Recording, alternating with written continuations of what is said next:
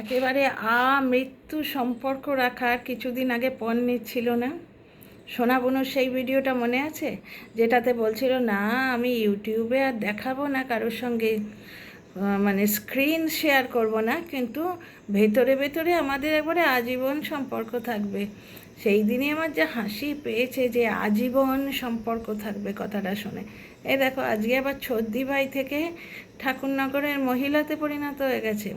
শুধু মহিলা এসছে, এখনো বাজে মহিলা বা কিছু আসেনি, আসবে। দু চারটে নাইটি আরও গেঁড়িয়ে নিক, তাহলে বুঝতে পারবে। একটা জিনিস দেখো, আজকে সোনা বনুর নাম ভাঙিয়েই তো তোমার এই ছদ্দি ভাইয়ের চলছে, এই টক্সিক দালালের চলছে। নাহলে ওকে বেশিরভাগ লোক পছন্দ করে না। দু চারটে ওই সোনা বনু প্রমোশন করে দিয়েছে, সোনা বনুর নামের জন্যে বেশ কিছু এখানে এসছে, কিন্তু বিশ্বাসঘাতক তো বিশ্বাসঘাতক কী হয়। সোনা বনু কন্টেন্ট দিচ্ছে যে ছাই থেকে উঠেছিল সম্পর্ক, ছাই থেকেই তো উঠেছিল। যাকে বা চারজনে ছেঁড়ে খেয়েছে তাকে আবার কেউ ভালোবাসে নাকি? স্বামীর ভালোবাসা ছিনিয়ে নিতে যে গেছিলো বলে বলে বলে বলে সবাই বলেছিল যে এই টক্সিককে বিশ্বাস করো না, once a cheater always a cheater. বুঝতে পারছো? কখনো এই ঘরভেদি দুশ্মনকে বিশ্বাস করতে নেই। একটা জিনিস দেখো, তোমাদের এই ভিডিওতে একটা কথা বলি, ভগবান শ্রীরামচন্দ্রের হয়ে ধর্মের পথে দাঁড়িয়েছিলেন বিভীষণ, ঠিক আছে, কিন্তু একটা নাম আছে জানো, ঘরের শত্রু বিভীষণ, ঘর ভেদি বিভীষণ।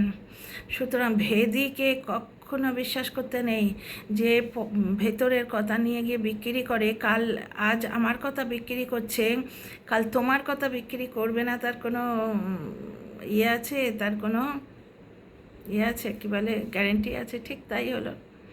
বুঝতে পারছো? ওদিকে ছদ্দি ভাই তো খেল দেখিয়ে দিয়েছে, ওদিকে ছোট কাকি, ও ছোট মা, সেও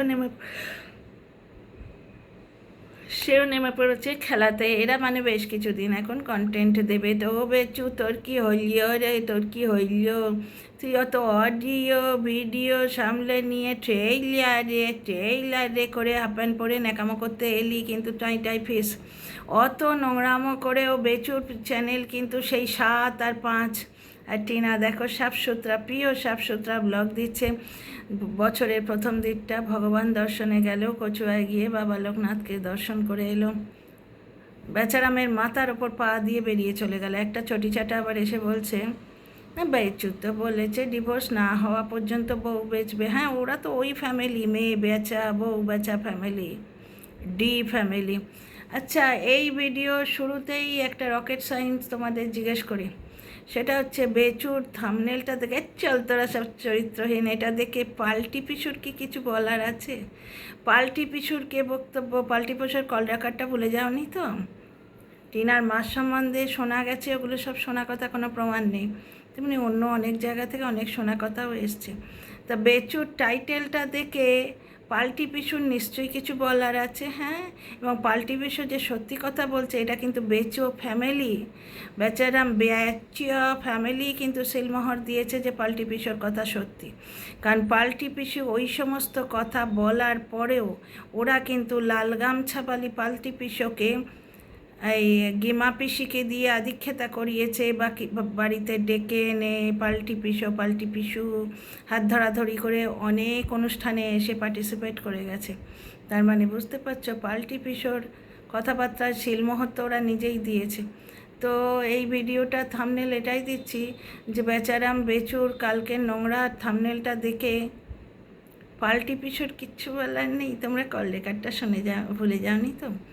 আচ্ছা, টিনা বাড়ি করে দিয়ে গেছে, না হলে তো রজনীগন্ধা ফুল বেচে খেত, আর জমি বন্ধক দিয়ে গাড়ি কিনেছিল।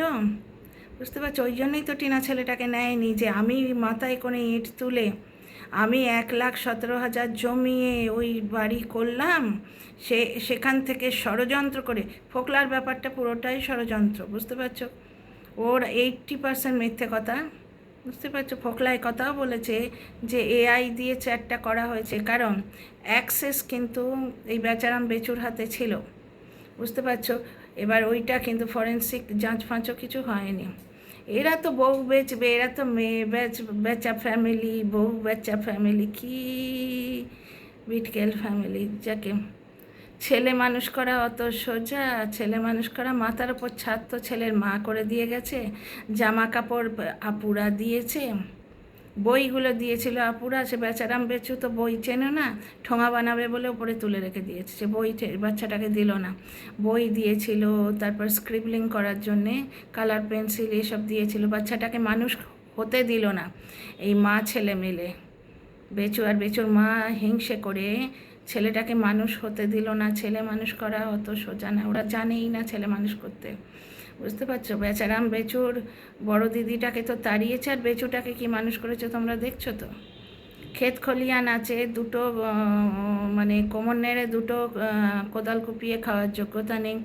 ব্লগিংয়ের প্ল্যাটফর্ম দিয়ে গেছে দিদি এবং বউ, সেটা করে খাওয়ার যোগ্যতা নেই। একটা জিনিস দেখো,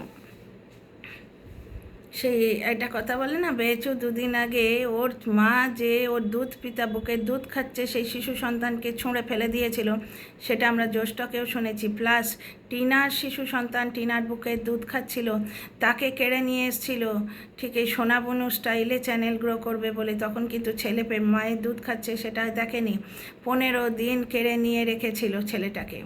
তখন বোধহয় টিনাকে তাড়াবার প্ল্যান অলরেডি রেডি হয়ে গেছে, বুঝতে পারছো? এবার মা ছেলে মিলে প্ল্যান রেডি করে বসে আছে, ট্রেলার দেখাচ্ছে যে বাচ্চাটা মায়ের দুধ ছাড়া থাকতে পারে কি না। সেই সময় যে অসভ্যতাটা করেছে, ছেলেটাকে মায়ের থেকে কেড়ে এনে রেখেছে, মায়ের দুধ দেয়নি বাচ্চাটাকে, এগুলো সব ওয়াইটিতে রয়েছে। এবার একটা জিনিস দেখো, বেচারাম ওর মাকেও বিক্রি করতে চলে এলো। বেচারাম খুব ভালো করে জানে ওর মায়ের কীর্তিকলাপ, ওয়াইটিতে অনেকেই জানে, জ্যৈষ্ঠকে সবটাই বলা হয়েছে। সুতরাং ওর মায়ের সম্বন্ধে বেশি ম্যা করলে সবাই বলবে সন্তান পরিত্যাগকারী মা, বুঝতে পারছো?